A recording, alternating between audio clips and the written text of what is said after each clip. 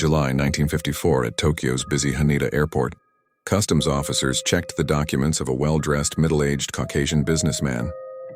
His Japanese was fluent, as were several European languages. He was confident, polite, the kind of man who looked like he'd passed through many airports before.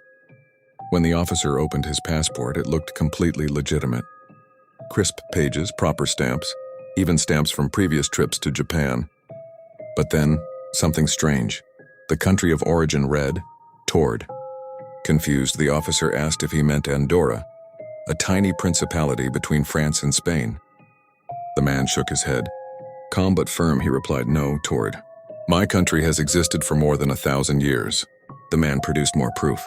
A driver's license, bank statements, company checks, all neatly printed with the same baffling country name, Taured. He even pulled out a map and confidently pointed to the Pyrenees, the landlocked strip between France and Spain, where our maps say Andorra. His showed Taured. Customs officials were baffled. The documents weren't crude forgeries. The paper, the ink, even the seals looked authentic. And yet, nothing matched reality. When they phoned the company listed on his checks, it didn't exist. When they called the hotel where he claimed to have a reservation, there was no record. Japanese authorities, suspecting fraud or espionage, placed the man under guard at a secure hotel near the airport.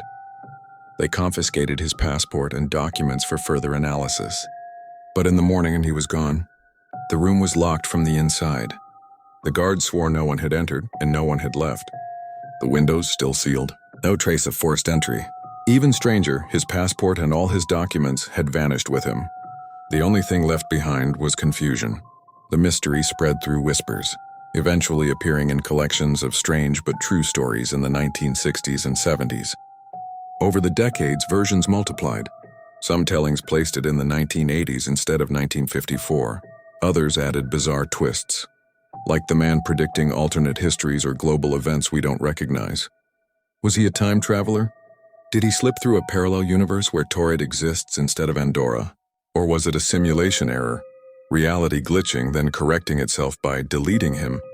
After all, what else vanishes without a trace, from a locked room, with no explanation?